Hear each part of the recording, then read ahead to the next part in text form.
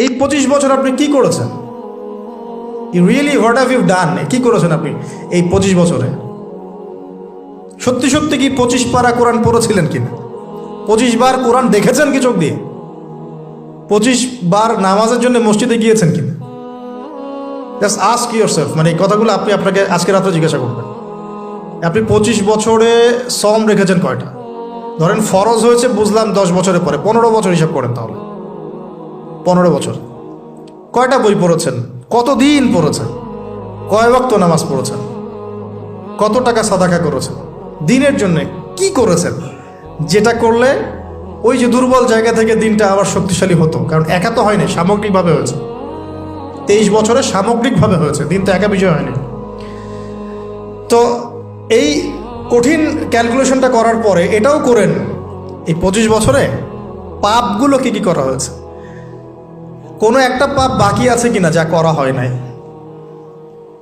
25 ইয়ার্সের মধ্যে অনেকেই জিনা করেছে, অনেকেই। আমি আপনাদের কথা বলছি না, এভারেজ আমি পুরো বাংলাদেশের ইয়াং জেনারেশনের কথা বলছি। 25 বছরের ইয়াং এই প্রজন্মটা, এই লেটেস্ট যে প্রজন্মটা, এদের অনেকেই জিনা করেছে, বিবাহ বহির্ভূত সম্পর্ক।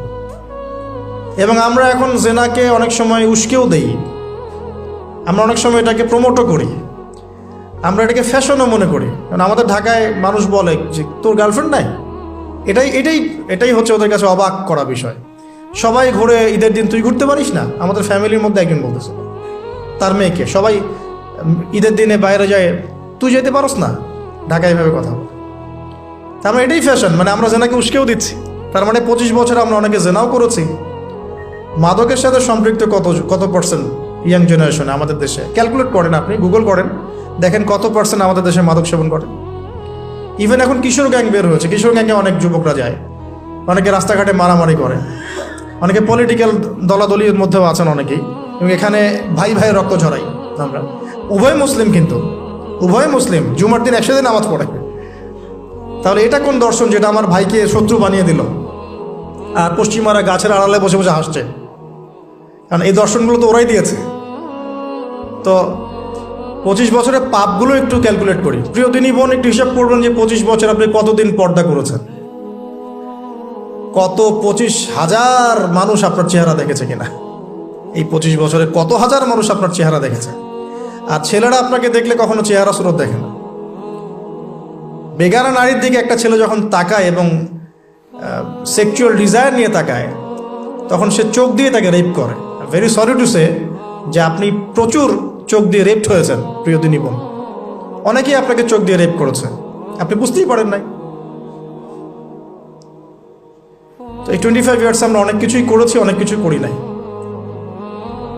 এখন একটু আজকে সাদা একটা কাগজ নিয়ে আমরা একটা হিসাব করব যে আমরা 25 বছরে কি কি করেছি, কি কি করি নাই, কি কি পাপ করেছি, কি কি করি নাই, কি কি পুণ্য করেছি, কি কি করি নাই।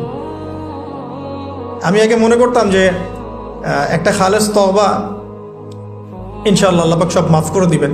আসলে আল্লাহ পাক মাফ করেই দিবেন, কিন্তু ভিতর থেকে স্যাটিসফাই হতে পারবেন না আপনি। এখন যদি আপনি এখান থেকে আমার এই লেকচারটা শুনে আল্লাহর ওলি হয়ে যান এবং আপনি বড় মুহাদ্দিস, মুফতি, দিনের বড় দায়ী ইলাল্লাহ, বড় পলিটিশিয়ান, বড় ইঞ্জিনিয়ার, মানে যারা ওয়ার্ল্ডকে ইসলাম স্ট্যাবলিশমেন্টের দিকে নেতৃত্ব দিচ্ছেন, এমনও মানুষ যদি আপনি হয়ে যান, আপনি এই 25 বছরের ঋণটা শোধ করতে পারবেন না। এই 25 বছরের ঋণ আপনাকে প্রতিনিয়তই ভিতরে ধুকিয়ে মারবে আর কি, যেটা আমাদেরকেও মারে ভিতর থেকে। যে আমরা যদি আগে থেকে বিষয়গুলো বুঝতাম, যদি আরও আগে থেকে স্টাডি করতে পারতাম, আরও বেশি যদি আমি আলেম ওলামার সাথে মিশতে পারতাম, আরও যদি বেশি গভীরে যেতে পারতাম, তাহলে কতই না ভালো হতো। তো আমি আশা করি কথাগুলো আপনাদের কলিজায় পৌঁছাবে ইনশাআল্লাহ। এখন লাইফের এটা সবচেয়ে ভাইটাল পার্ট। এই সম্পর্কে আমি জাস্ট 2টা হাদিস বলে আস্তে আস্তে কনক্লুশনের দিকে যাচ্ছি। নবী সাল্লাল্লাহু আলাইহি ওয়াসাল্লাম বলছেন যে 7 শ্রেণীর মানুষকে আল্লাহ পাক কিয়ামতের দিনে আরশের ছায়া দিবেন। কত শ্রেণী ভাই? তার মধ্যে সেকেন্ড শ্রেণীটা হচ্ছে সেই যুবক নাশা ফি ইবাদাতিল্লাহি তাআলা, যে আল্লাহ পাকের ইবাদতে তার যৌবনকালটা কাটিয়ে দিয়েছে।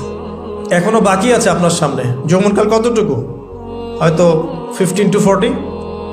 তার মানে এখনো 40 বা 50 বছর পর্যন্ত আপনার যৌবন টিকে থাকবে ইনশাআল্লাহ, যদিও এই যুগে থাকে না আর কি।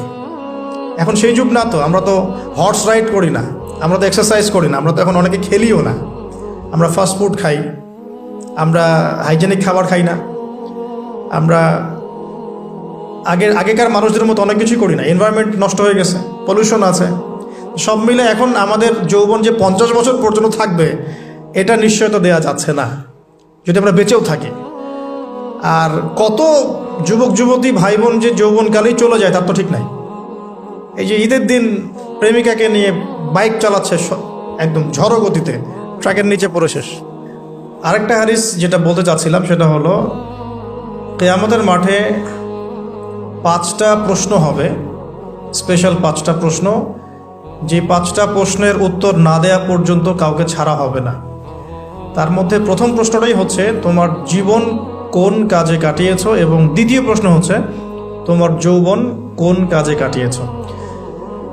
সো আমি বলছিলাম আপনাদেরকে যে যৌবন কালটাকে যদি আমরা আল্লাহর পথে কাটাতে পারি ইনশাআল্লাহ তাআলা আমাদের এই যে উদ্দেশ্যটা যে নিজেরা দিন পালন করব, নিজের পরিবারের মধ্যে প্রতিষ্ঠা করব, আমাদের সমাজে দিন ইসলামের দাওয়াতি কাজ করব, যেখানেই থাকি সৎ থাকব, একদিন ইনশাআল্লাহ দিন আবার বিজয়ী হবে, এই যে স্বপ্নগুলো এগুলো বাস্তবায়িত হবে ইনশাআল্লাহ তখনই যখন আমরা নিজেরা পরিবর্তিত হয়ে সমাজের জন্য ভালো কিছু বয়ে নিয়ে আসবো ইনশাআল্লাহ। তো আমি জাস্ট কয়েকটা পয়েন্ট আপনাদের সাথে একটু শেয়ার করে শেষ করে দিব যে এখন থেকে কিভাবে আপনারা বা আমরা আমাদের যৌবনটাকে আল্লাহর পথে কাটাতে পারি। প্রথম যে পয়েন্টটা আমি লিখে নিয়ে এসেছি সেটা হলো, আমি একটু বলেওছিলাম যে আমাদের নিজস্ব খসড়া একটা আমলনামা তৈরি করতে হবে আর কি।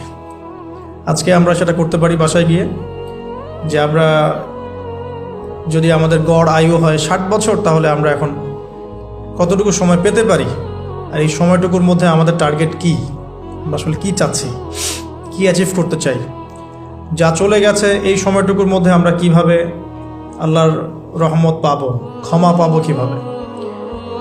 যা চলে গেছে এর মধ্যে অনেক নামাজ কাজা থাকতে পারে, রোজা কাজা থাকতে পারে, অনেক সময় এমন হতে পারে যে আমরা অন্যের হকও নষ্ট করেছি।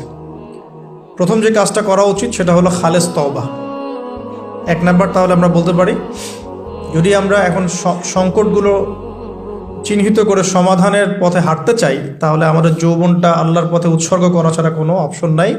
উৎসর্গ বলতে আমি বোঝাচ্ছি কাটিয়ে দেয়া, আল্লাহর ইবাদত করে কাটিয়ে দেওয়ার কোনো বিকল্প নাই। তার জন্য প্রথমত আমাদের নিজেদের জীবনের কৃতকর্মগুলোর হিসাব নিকাশ মেলাতে হবে 1 নাম্বার। আর 2 নাম্বার হচ্ছে বিশুদ্ধ তওবা করে আল্লাহর পথে ফিরে আসতে হবে।